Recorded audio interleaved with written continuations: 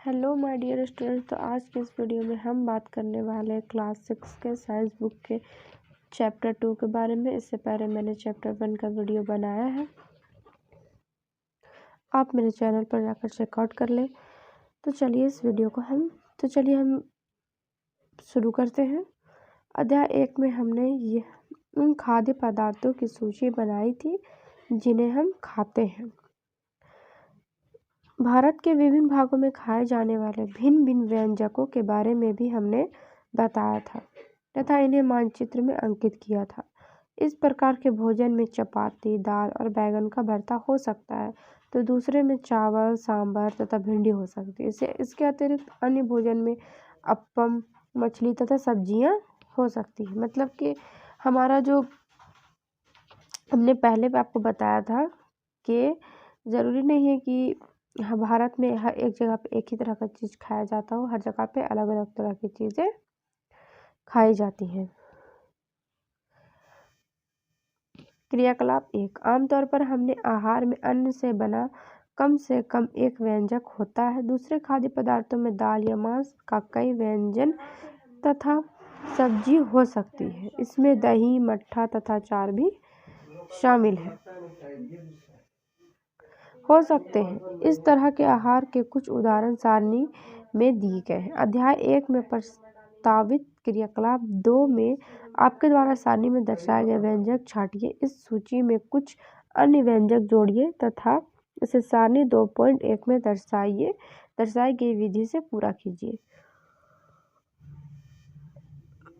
अब आप देख सकते हैं यहाँ पे 2.1 में क्या है कि जैसे क्षेत्र का या फिर राज्य का नाम है, जैसे कि पंजाब। ठीक है, यहाँ पे पंजाब है। ठीक है, तो पंजाब में क्या खाया जाता है? मक्के की रोटी, दाल में राजमा, सब्जी में सरसों का साग, अन्य मतलब और कुछ में दही या घी। आंध्र प्रदेश में क्या है? चावल खाया जाता है, अरहर की दाल तथा रसम या फिर चारू, सब्जी में कुंदरू और अन्य कुछ चीज में मट्ठा, घी और अचार खाया जाता है। ठीक है, इस तरह से आपको राज्य और किस जगह पे क्या चीज़ खाया जाता है उसे यहाँ पे आपको फिल करना है। कभी कभी हम अपने भोजन में वस्तुतः इन सभी व्यंजकों को नहीं ले पाते। यदि हम यात्रा में हो तब हम वही खा लेते हैं जो रास्ते में उपलब्ध हो। हम में से कुछ लोगों के लिए यह संभव नहीं हो पाता है कि इस तरह के विविध व्यंजक हर समय खा सके। मतलब क्या होता है कि अगर हम कभी सफ़र कर रहे होते हैं तो हमें हर तरह का भोजन नहीं मिल पाता है। जैसे कि ज़रूरी नहीं कि हमें दाल, सब्जी, अचार, चटनी हर कुछ हमें मिले, नहीं, हमें जो भी रास्ते मिलता है हम उसे खा लेते हैं। लेकिन कुछ लोगों के साथ ऐसा होता है कि उन्हें ये भी नहीं मिलता। इसके बारे में मैंने जो फर्स्ट चैप्टर का जो लास्ट पैराग्राफ था उसमें दिया गया था कि कुछ लोग ऐसे होते हैं जिन्हें खाना सही तरह से क्या होता है, मिल नहीं पाता है। उसके लिए कुछ उपाय करने थे। आहार में विभिन्न खाद्य पदार्थों के इस तरह के वितरण का कोई न कोई आधार होना चाहिए।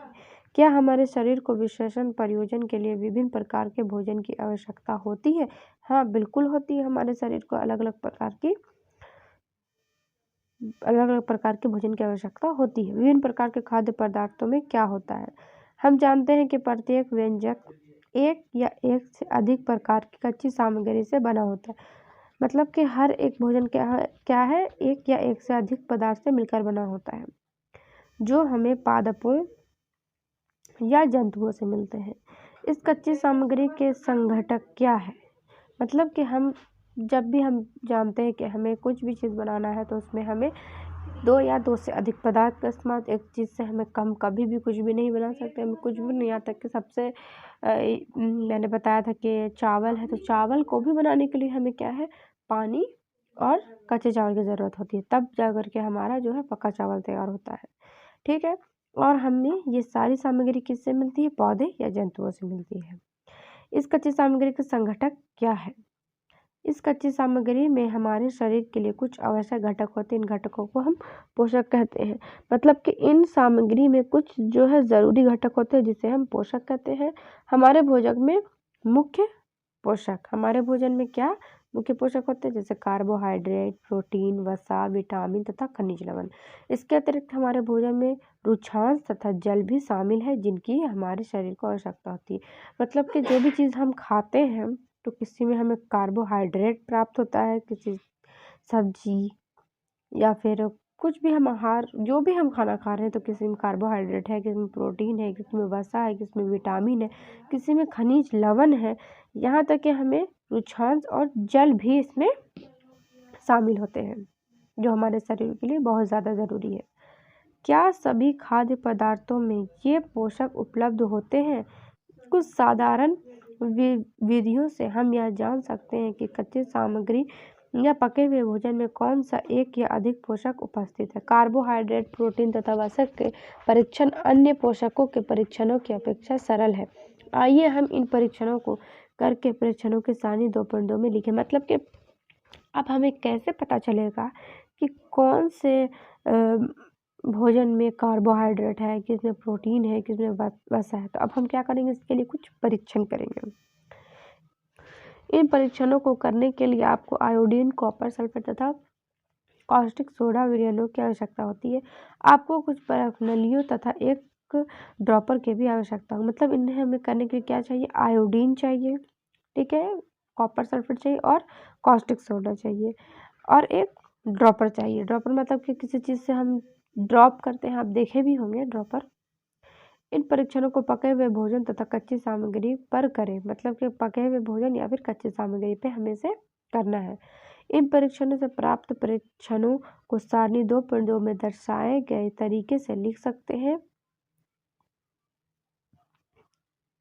इस सारणी में कुछ खाद्य पदार्थ दर्शाए गए हैं। अपना परीक्षण इन पर या अन्य किसी उपलब्ध खाद्य पदार्थों पर कर सकते हैं।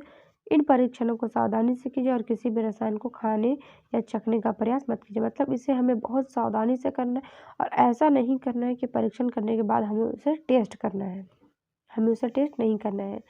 यदि आवश्यक विलयन तत्काल उपलब्ध नहीं है तो आपके अध्यापक निम्न विधि से उन्हें तैयार करा सकते हैं। अगर आपके पास क्या है कि जो भी चीज़ यहाँ पे दिया हुआ है, आयोडीन, कॉपर सल्फेट या कास्टिक सोडा या फिर एक परखनली, एक ड्रॉपर, ये अगर नहीं है तो भी आप जब स्कूल में से करेंगे तो टीचर ही आपको कुछ मतलब कि कुछ भी चीज़ ऐसे उपलब्ध कराएगी जिससे कि आप ये क्रियाकलाप को पूरा कर सकें। आइए विभिन्न खाद्य पदार्थों की जांच करके देखें कि किसमें कार्बोहाइड्रेट उपस्थित है। कार्बोहाइड्रेट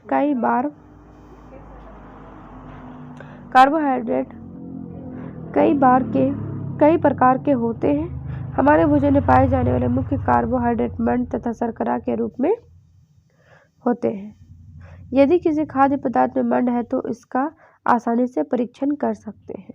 क्या होता है कि हम जो भी चीज़ खाते हैं उसमें कई बार कार्बोहाइड्रेट, मंड और शर्करा तीनों के रूप में उपस्थित होते हैं। क्रियाकलाप 2, मंड के लिए। अब हम क्या करेंगे, मंड के लिए परीक्षण करेंगे कि किन चीज़ों में मंड उपस्थित होते हैं। परीक्षण के लिए खाद्य पदार्थ या कच्ची सामग्री की अल्प मात्रा लीजिए। मतलब कि परीक्षण के लिए क्या करना है, कोई भी कच्ची सामग्री लेना है थोड़ी सी मात्रा में। इसमें तनु आयोडीन विलयन की 2 या 3 बूंद डालने हैं। खाद्य पदार्थों के रंग में होने वाले परिवर्तन को देखिए, क्या यह नीला या काला हो गया या नीला या काला मंड की उपस्थिति। मतलब क्या करना है कि कोई भी कच्चा सामग्री लेना है, ठीक है, उसके बाद फिर उसमें तनु आयोडीन विलयन की 2 या 3 बूंदें डालें। अगर उसे डालने के बाद उसका कलर नीला या काला हो जाता है, इसका मतलब कि उसमें मंड पाया जाता है। मंड के लिए परीक्षण आप यहाँ पे देख सकते हैं, मंड के लिए किस तरह से परीक्षण कर रहे हैं। इस परीक्षण को किसी अन्य खाद्य पदार्थों के साथ दोहराइए और जांच कीजिए कि किसमें मंड है। अपने परीक्षणों को सारणी 2.2 में लिखिए। मतलब कि इन परीक्षणों को आलू के अलावा भी और किसी चीज़ों में करके हमें देखना है कि किन किन चीज़ों में मंड पाया जाता है। अब प्रोटीन के लिए परीक्षण किया। अब हमने मंड के लिए तो मंड या कार्बोहाइड्रेट या फिर शर्करा, ये तीनों चीज़ों के लिए एक ही परीक्षण हमने किया, ठीक है। अब हम प्रोटीन के लिए परीक्षण करेंगे। प्रोटीन के परीक्षण के लिए किसी खाद्य पदार्थों की थोड़ी मात्रा लीजिए। जिस खाद्य पदार्थ का परीक्षण करना है यदि वह ठोस है तो पहले उसका पेस्ट अथवा चूर्ण बनाने की आवश्यकता होती है। खाद्य पदार्थ की थोड़ी मात्रा को पीसकर या मसल कर उसके चूर्ण को एक साफ परखनली में डाल दें और 10 बूंद जल डालकर उसे अच्छी तरह हिलाएं। मतलब कि अगर हमें प्रोटीन का परीक्षण करना है और कोई भी चीज़ ठोस अवस्था में है तो सबसे पहले हमें उसे चूर करना होगा। ठीक है, चूर करने के बाद फिर हम क्या करेंगे कि उसमें पानी की 10 बूंदें डालेंगे और उससे अच्छे तरीके से हिलाएंगे। अब ड्रॉपर की सहायता से परखनली में 2 बूंद कॉपर सल्फेट का विलयन, अब क्या करना है कि ड्रॉपर की सहायता से उसमें कॉपर सल्फेट का विलयन तथा 10 बूंद कास्टिक सोडा का विलयन डालना है। अच्छी तरह हिलाकर कुछ मिनट के लिए परखनली को रख दीजिए। आपने क्या देखा, परखनली का पदार्थ बैंगनी रंग का हो गया। बैंगनी रंग खाद्य पदार्थ में प्रोटीन की उपस्थिति दर्शाता है। मतलब कि क्या करना है कि जब हम इसमें पानी डालने के बाद हमने इसमें क्या किया कि कॉपर सल्फेट का विलयन डाला। कॉपर सल्फेट का विलयन डालने के बाद फिर हम इसे हिलाने के बाद फिर हम इसे 10 मिनट कुछ मिनट के लिए हम इसे रख देते हैं। कुछ मिनट के बाद हमें इसमें क्या दिखाई देता है कि उसका कलर बैंगनी हो गया। बैंगनी अगर हो गया इसका मतलब ये है कि उसमें प्रोटीन है। अब आप इस परीक्षण को किसी दूसरे खाद्य पदार्थ के साथ दोहरा सकते हैं। अब हमें और भी दूसरे खाद्य पदार्थ के साथ भी इसे देखना है कि किन किन खाद्य पदार्थों का रंग बदलकर बैंगनी होता है। अगर बैंगनी हो गया इसका मतलब उसमें प्रोटीन है। याद रखें, जिसमें नीला या काला रंग होता है इसका मतलब उसमें मंड है, और बैंगनी होता है इसका मतलब उसमें प्रोटीन है। वसा के लिए परीक्षण, तो खाद्य पदार्थों की अल्प मात्रा लीजिए, इसे एक कागज के टुकड़े में लपेटकर कुटिए। ध्यान रखें कागज फट न जाए। अब कागज को सीधा कीजिए और ध्यानपूर्वक देखिए क्या इस पर तेल के धब्बे हैं। कागज को किसी प्रकाश के सामने लाएं। क्या आपको इस धब्बे से होकर आने वाला धुंधला प्रकाश दिखाई देता है। कागज पर तेल का धब्बा खाद्य पदार्थ में वसा की उपस्थिति दर्शाता है। मतलब कि वसा परीक्षण करना बहुत आसान है। कोई भी खाद्य पदार्थ लेना है उसे क्या करना है कि कागज में लेकर के उसे क्या करना है कि कूटना है। ठीक है, उसे धीरे धीरे हमें उसे कूटना है। अगर कूटने के बाद उसमें कुछ तेल जैसा कुछ दिखाई दे इसका मतलब क्या है कि उसमें वसा है। खाद्य पदार्थों में कभी कभी जल की भी कुछ मात्रा हो सकती है। इस दशा में खाद्य पदार्थों में क्या होता है, कभी कभी जल की मात्रा भी हो सकती है। इन पदार्थों को कागज पर धीरे धीरे रगड़िए और कुछ समय के लिए कागज को सुखा दीजिए ताकि यदि खाद्य पदार्थ से कुछ जल आया हो तो वह सूख जाए। इसके बाद यदि कागज पर तेल का कोई धब्बा ना रहे तो यह पता चलता है कि खाद्य पदार्थ में वसा उपस्थित नहीं है। कभी कभी ऐसा भी होता है कि किसी किसी खाद्य पदार्थ में पानी होती है। ठीक है, तो सबसे पहले अगर हम उसे कूट रहे हैं तो कूटने के बाद हम क्या करेंगे, उसे धूप में सूखने के लिए रख देंगे। अगर वह सूख जाती है तो इसका मतलब ये हुआ कि उसमें वसा नहीं है, और अगर सूखने के बाद भी उसमें हमें तेल के धब्बे दिखाई देते हैं इसका मतलब कि उसमें वसा है। हमने मंड का पता लगाने के लिए, मंड का पता हमें कैसे चलता है कि कोई भी पदार्थ अगर नीला या काला हो जाए, ठीक है, तो इसका मतलब उसमें मंड है। और अगर कोई भी पदार्थ बैंगनी हो जाए इसका मतलब है कि उसमें प्रोटीन है। और अगर किसी भी पदार्थ को हम पीसते हैं और अगर उसमें से हमें तेल के धब्बे दिखाई देते हैं इसका मतलब है कि उसमें वसा है। ये परीक्षण क्या दर्शाता है, क्या वसा, प्रोटीन तथा मंड उन सभी खाद्य पदार्थों में उपस्थित है जिनका आपने परीक्षण किया है। क्या एक खाद्य पदार्थ में एक से अधिक पोषक तत्व उपस्थित होते हैं। क्या आपने कोई ऐसा खाद्य पदार्थ पाया है जिसमें इनमें से कोई भी पोषक तत्व उपस्थित ना हो। कोई ऐसा पदार्थ जिसमें मंड, वसा, प्रोटीन ना हो। या ऐसा भी हो सकता है कि हम कोई एक चीज़ खा रहे हैं, ठीक है, उसमें मंड वसा दोनों हो, वसा प्रोटीन हो। ठीक है, हमने तीनों पोषकों कार्बोहाइड्रेट, प्रोटीन तथा वसा के लिए खाद्य पदार्थों का परीक्षण किया था। विटामिन तथा खनिज जैसे अन्य पोषक भी हमारे विभिन्न खाद्य पदार्थों में उपस्थित रहते हैं। इन सभी पोषकों की हमें क्यों आवश्यकता होती है। अब हमें इन सब की आवश्यकता क्यों होती है इसके बारे में आप लोगों को थोड़ा सा सोचना भी है। और एक यहाँ पे एक खाद्य पदार्थों की उपस्थिति, जो भी हमारा जैसे कच्चा आलू में मंड है तो उसमें हम हाँ लिखेंगे।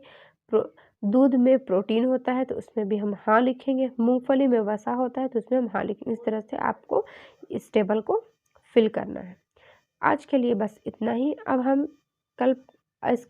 कल पढ़ेंगे विभिन्न पोषक हमारे शरीर के लिए क्या करते हैं। अगर आपको इसमें से किसी भी टॉपिक पर कोई भी डाउट हो तो आप मुझे कमेंट कर सकते हैं। तब तक के लिए थैंक यू।